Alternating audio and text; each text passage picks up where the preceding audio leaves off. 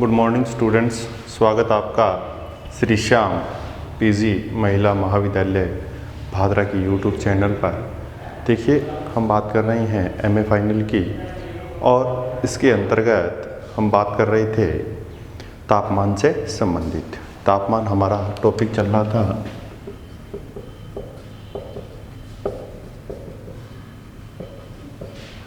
Temperature की हम बात कर रहे थे। इसके अंतर्गत जो सब टॉपिक्स था, देखिए तापमान से संबंधित हमने कुछ शब्दावलियों की बात की थी, कुछ कंसेप्ट की हमने बात की थी, लेकिन जो हमारा टॉपिक चल रहा था वो चल रहा था इसके अंतर्गत तापमान विलोमता।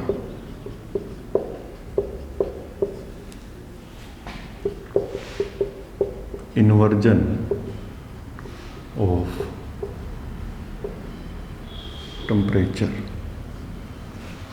इसकी हम बात कर रहे थे। तापमान विलोमता किसे कहते हैं कि सामान्यतः हम ये देखते हैं कि धरातल से सौरमंडल की ओर ऊंचाई पर जाने पर तापमान में क्या आती है, गिरावट आती है। ठीक है, लेकिन कुछ विशेष समय की बात करेंगे, कुछ विशेष स्थान की बात करते हैं, तो धरातल से ऊपर जाने पर तापमान में क्या होती है, वृद्धि होती है। इसी को हम क्या बोलते हैं, तापमान विलोमता कहते हैं। ठीक है, फिर हमने ये चीज़ देखी थी कि तापमान विलोमता के कारण क्या क्या हैं, उन कारणों की हमने बात की थी। कुछ कारण रह गए थे, वो हम आज डिस्कस करेंगे। तो कारण की बात करते हैं। कारण में हमने देखा था सर्वप्रथम कि आकाश कैसा चाहिए, आकाश बिल्कुल स्वच्छ चाहिए। ठीक है, अगर या हम कह सकते हैं मेघ रहित आकाश चाहिए। अगर बादल है भी तो वो कैसे होने चाहिए, उच्च स्तरीय मेघ होने चाहिए। ठीक है, अगर बादल है तो वो धरातल के नज़दीक नहीं हो बल्कि काफ़ी ऊंचाई पर हो। ठीक, दूसरी हम बात कर रहे हैं शीतकाल की लंबी रातें। शीतकाल के अंतर्गत क्या हो, लंबी रातें हो, जिससे जो धरातल का एनवायरनमेंट है वो एनवायरनमेंट क्या रहे, ठंडा रहे, और ऊपर का एनवायरनमेंट क्या रहे, गर्म रहे। तीसरी हम बात कर रहे थे हिमाच्छादित क्षेत्र, जहाँ सदैव बर्फ जमी रहती है या बर्फ से ढके हुए क्षेत्र की बात करेंगे, तो जो ऊष्मा होती है वो धरातल के नज़दीक क्या होती है, बिल्कुल ठंडी ठंडी जलवायु वहाँ पर पाई जाती है। लेकिन जैसे जैसे हम ऊपर की सौरमंडल की बात करेंगे तो वहाँ पर क्या हो जाता है, हिमाच्छादित क्षेत्रों में सौरमंडल के अंतर्गत ऊंचाई पर जाने पर तापमान में वृद्धि उत्पन्न होती है। चौथा जो कारक है वो क्या है, वायुमंडलीय दशाएं या तो शांत होनी चाहिए या स्थिर होनी चाहिए। वायुमंडलीय जो दशाएं हैं, जो परिवर्तन आता है कई बार, जैसे तेज पवन का चलना, जैसे हम बात करते हैं कि सूर्य तप की मात्रा ज़्यादा प्राप्त हो जाती है, कई बार वर्षा हो जाती है, कई बार तूफान आ जाते हैं, कई बार आंधियाँ उत्पन्न हो जाती हैं। तो ये जितनी भी वायुमंडलीय दशाएं हैं ये बिल्कुल क्या होनी चाहिए, स्थिर होनी चाहिए। एक जगह स्थिर होगी तो नीचे का क्षेत्र अगर ठंडा है तो वो ठंडा ही रहेगा, और ऊपर का वो क्षेत्र गर्म है तो वो कैसा रहेगा, गर्म रहेगा। इसमें कोई परिवर्तन स्पष्ट नहीं होगा। तो ये कारक भी इफेक्ट करता है तापमान की विलोमता से संबंधित। फिर आगे एक कारक और है,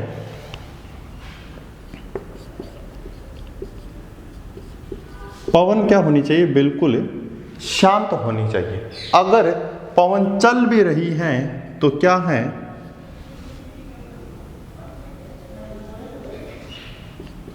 अत्यंत मंद पवन संचरण होना चाहिए। अत्यंत मंद, बिल्कुल धीमी गति से पवन चलनी चाहिए। अगर तेज गति से चलेगी तो कुछ ही समय के बाद में वहाँ पर जो तापमान संबंधी दिशाएं हैं उन तापमान संबंधी दिशाओं में परिवर्तन स्पष्ट होने लगेगा। अगर मंद है तो इतना ज़्यादा इफेक्ट आपको स्पष्ट नहीं होगा। ठीक है, कैसी होनी चाहिए? शुष्क वायु होनी चाहिए। कैसी वायु? शुष्क वायु। और किस प्रकार की? नीचे धरातल की ओर बात करेंगे, ठंडी वायु होनी चाहिए। ठीक है, शुष्क वायु होनी चाहिए। शुष्क वायु होने के कारण क्या, अगर नमी की मात्रा होगी तो उससे क्या हो जाएगी? वर्षा हो जाएगी। अगर वो वायु शुष्क हैं तो वो भली भांति रूप से एक ही जगह क्या रहेगी? स्थिरता उत्पन्न करती हैं। ठीक है, तो ये 6 कारक ऐसे हैं, अगर ये 6 कारक उत्पन्न हो जाती हैं किसी स्थान पर किसी समय में, तो वहां पर क्या चीज स्पष्ट होगी? इनवर्स चेंज ऑफ टेम्परेचर, तापमान विलोमता। देखिए, तापमान विलोमता को हम कई बार ये भी कहते हैं तापमान प्रतिलोमन भी कहा जाता है, शब्दावली का नाम है। चाहे तापमान प्रतिलोमन कह सकते हो, चाहे तापमान विलोमता भी कह सकते हो। ठीक है, अब देखिए आगे इसी के अंतर्गत तापमान विलोमता का जब भी अध्ययन करेंगे, कारणों के बाद में हम पढ़ते हैं तापमान विलोमता के प्रकार। इसके प्रकार कौन कौन से हैं, प्रकारों की हम बात करते हैं तापमान विलोमता संबंधी।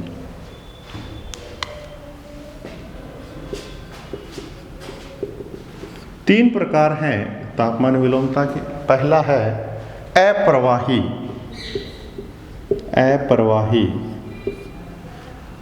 प्रतिलोमन।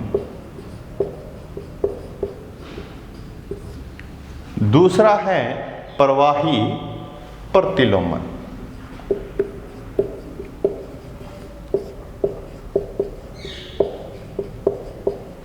और तीसरा है इसका कारक यांत्रिक प्रतिलोमन। तीन का प्रकार हैं इसके तापमान विलोमता के। पहला है अप्रवाही प्रतिलोमन, इसको बोलते हैं नॉन एडवेक्शनल इन्वर्जन।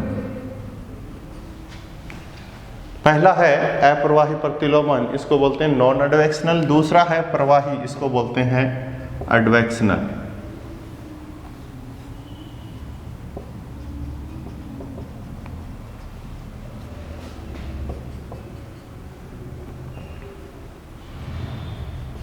और तीसरा है यांत्रिकी प्रतिलोमन, इसको बोलते हैं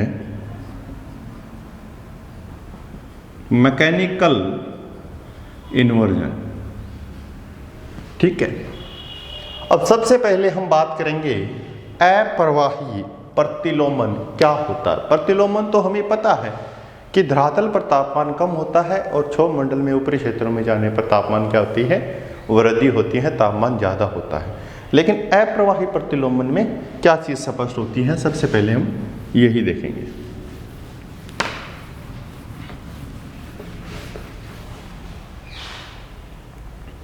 देखिए, अप्रवाही प्रतिलोमन क्या होता है? ऐसा प्रतिलोमन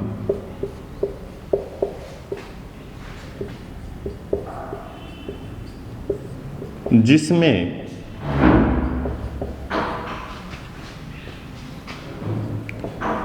पार्थिव विकिरण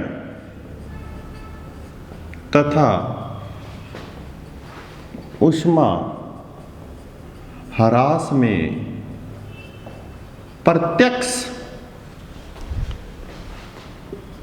संबंध पाया जाता है। किसमें प्रत्यक्ष संबंध पाया जा रहा है? पार्थिव विकिरण और ऊष्मा ह्रास में। साथ में पवन संचार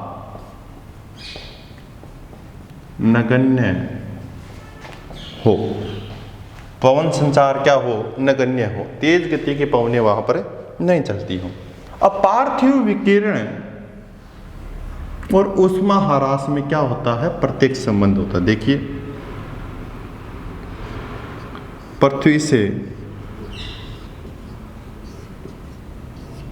ये पार्थिव विकिरणें निकल रही हैं, पार्थिव विकिरण, ठीक है, ये धरातल की बात कर रहे हैं। यहां से पार्थिव विकिरण जा रही है, तो यहां से अगर 100% ऊष्मा जनरेट हुई थी तो यहां ऊपरी क्षेत्र में कितनी पहुंच जाती है, 100% ऊष्मा पहुंच जाती है। जब यहां जितनी ऊष्मा थी वो हमने वहां पर ट्रांसफर कर ली, उतनी ऊष्मा का यहां से ह्रास हो गया, यहां से उतनी ही ऊष्मा का ह्रास हो गया, ऊपरी क्षेत्र में हो गया, तो यहां ऊष्मा क्या रह गई, कम रह गई। मान के चलते हैं यहां ऊष्मा 0 है और ऊपर ऊष्मा क्या है, 100% है। तो ऊपर की ओर जाएंगे तो फिर क्या होगा, तापमान में वृद्धि अंकित होगी, तापमान में वृद्धि अंकित होगी। लेकिन सामान्य नियमानुसार हम क्या चीज चेक कर रहे थे, यहाँ 100% है, ऊपर की ओर ट्रांसफर होगा 50, फिर 25, फिर 12.5। यहाँ से क्या हो रहा है, तापमान में कमी नजर आ रही। लेकिन कुछ परिस्थितियों में क्या होता है, वो परिस्थितियां हमने देख ली, कारण देख लिए। उन परिस्थितियों में क्या होता है, पार्थिव विकिरण क्या करती हैं, जितनी ऊष्मा होती है उतनी ही ऊष्मा ऊपर की ओर ट्रांसफर कर लेती है। तो पार्थिव विकिरण तथा ऊष्मा का जो ह्रास होता है उसमें प्रत्यक्ष संबंध होता है। यहाँ जितनी पार्थिव विकिरण होगी उतनी ही ऊष्मा ऊपर की ओर ट्रांसफर हो जाएगी, तो ऊपर की ओर क्या होगा, तापमान में वृद्धि अंकित होगी।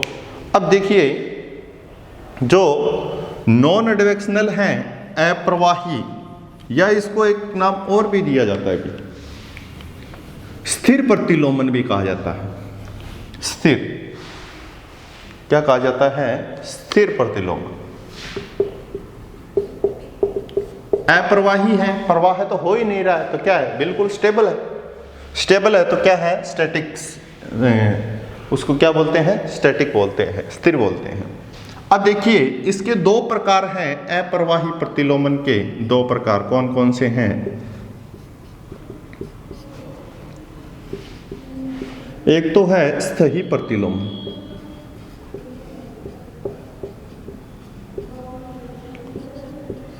एक है उच्च तलीय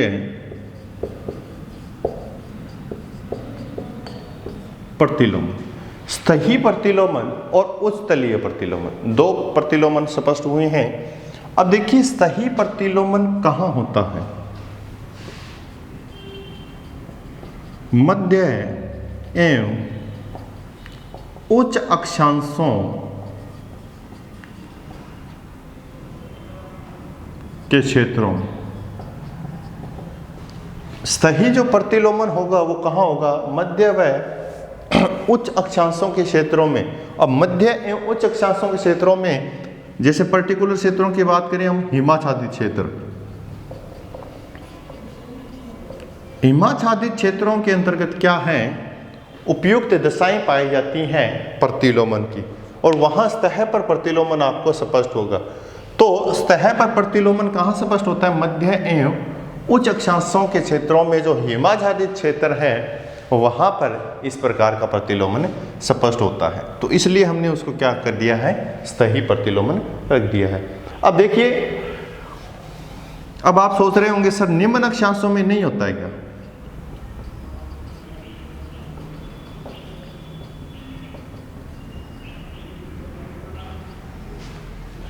यहां देखिए 0 डिग्री, 23.5 डिग्री, 66.5 डिग्री, 90 डिग्री।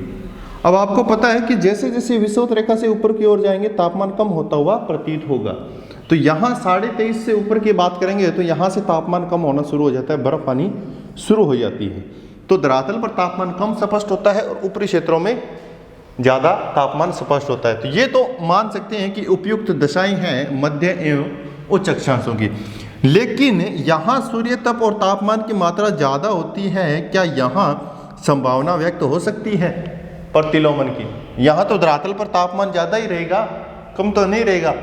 तो धरातल पर तापमान ज़्यादा रहेगा तो ऊपर कम रहेगा, तो वो तो एक सामान्यता पर असर हो गई। लेकिन यहाँ भी प्रतिलोमन देखा जाता है सतही प्रतिलोमन के रूप में निम्न अक्षांशों में। कब देखा जाता है? भूमध्य रेखीय क्षेत्रों में ये जो प्रतिलोमन है वो कब दिखाई देता है? शीतकाल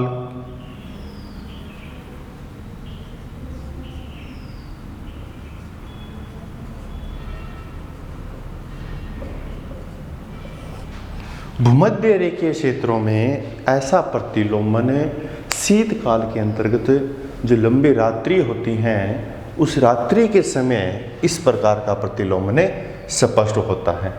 तो ये नहीं है कि निम्न अक्षांशों में होता नहीं है, होता है, लेकिन कब होता है? वो शीतकाल में होता है जब रात्रियां क्या हो? लंबी हो। ये कारण भी हमने तापमान प्रतिलोमन में देखा था। ठीक है, मध्य एवं उच्च अक्षांशों के हिमाच्छादित क्षेत्रों में तो होता ही है और निम्न अक्षांशों के अंतर्गत भी स्पष्ट रूप से पाया जाता है। अब देखिए, उच्च तलीय प्रतिलोमन का संबंध किससे होता है, किससे स्पष्ट होता है, ये चीज देखिए।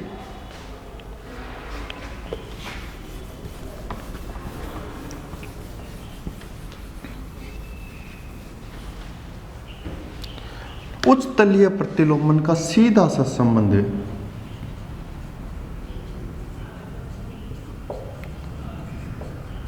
ओजोन क्षेत्र से होता है। इसका सीधा संबंध कहां से होता है? ओजोन क्षेत्र से। अब ओजोन क्षेत्र से क्या संबंध है उच्च तलीय प्रतिलोमन? यहां देखिए स्पष्ट होगा आपको। यह हमने यहां पर ट्रोपोस्फेयर की बात की, ठीक है जी। फिर हमने बात की यहां पर स्ट्रेटोस्फेयर की, ठीक है। समताप मंडल नीचे है शोमंडल, और इसी समताप मंडल में क्या है? ओजोन स्फीयर पाया जाता है, ओजोन मंडल पाया जाता है, ठीक है, इसी समताप मंडल के अंतर्गत। तो देखिए क्षोभ मंडल में जब हमने बात की थी तो तापमान क्या होता चला गया? कम होता हुआ चला गया। लेकिन हमने जब समताप मंडल पढ़ा तो यहां तापमान में क्या हो रही थी? वृद्धि हो रही थी। मतलब ऊपर की ओर जाने पर उच्च तलीय बात कर रहा है, ये उच्च तलीय प्रतिलोमन जो वायुमंडल की संरचना से संबंधित है। क्षोभ मंडल से ऊपर की ओर जाने पर तापमान में क्या होती है? आपको पता है, तापमान में वृद्धि होती है। तो नीचे के क्षेत्र में तापमान क्या आ गया? कम आ गया, और ऊपर के क्षेत्र में तापमान में क्या हो रही है? वृद्धि होती है। यही क्या कहलाता है? प्रतिलोमन कहलाता है। इसलिए उस तलीय प्रतिलोमन के अंतर्गत क्या किसको रखा गया है कि वायुमंडल के अंतर्गत जो ओजोन के क्षेत्र है वो ओजोन के क्षेत्रों में उच्च तलीय प्रतिलोमन पाया जाता है।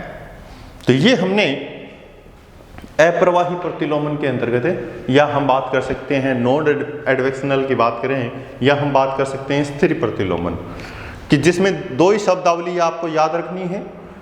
एक तो याद रखना है पार्थिव विकिरण का नाम, और दूसरा पार्थिव विकिरण से जनित जो ऊष्मा होती है उस ऊष्मा का नाम रखना। तो पार्थिव विकिरण और ऊष्मा ह्रास दोनों शब्दों में क्या पाया जाता है? दोनों क्रियाओं में प्रत्यक्ष संबंध पाया जाता है। जितनी ऊष्मा पार्थिव विकिरण में होती है उतनी ही वो ह्रास हो जाती है, नीचे से ऊपर की ओर चली जाती है। तो ऊपर तापमान ज्यादा हो जाते हैं, नीचे कम। और इससे दो प्रतिलोमन स्पष्ट होती हैं अप्रवाही से, एक तो सतह के नजदीक और एक काफी ऊपर। एक तो सतह के नजदीक प्रतिलोमन स्पष्ट होता है, एक काफी ऊंचाई पर स्पष्ट होता है। तो ये अप्रवाही प्रतिलोमन के भाग है, जिसमें मध्य एवं उच्च अक्षांशों के हिमाच्छादित क्षेत्रों में कहीं कहीं क्या है निम्न अक्षांशों में स्पष्ट होता है भूमध्य रेखीय क्षेत्रों में। कब? जब शीतकाल में लंबी रात्रि हो। उच्च तलीय प्रतिलोमन की बात की हमने, तो उच्च तलीय प्रतिलोमन का सीधा सा संबंध कहाँ है? वो है ओजोन मंडल से। समताप मंडल के अंदर जो ओजोन मंडल है वहां पर हमने देखा है कि क्षोभ मंडल में तापमान कम होता है, जैसे जैसे ऊंचाई पे जाएंगे ओजोन मंडल आ जाता है, समताप मंडल आ जाता है, वहाँ तापमान में वृद्धि हो जाती है। तो नीचे तापमान कम है और ऊपर ज़्यादा तापमान स्पष्ट होता है। इसी को हम क्या बोल रहे हैं, ऊष्मस्थलीय प्रतिलोम। अब दूसरा जो प्रकार आता है प्रवाही प्रतिलोम, वो हम अध्ययन करेंगे नेक्स्ट वीडियो में। तो आशा करते हैं कि आपको वीडियो अच्छा लगा होगा। Thank you very much.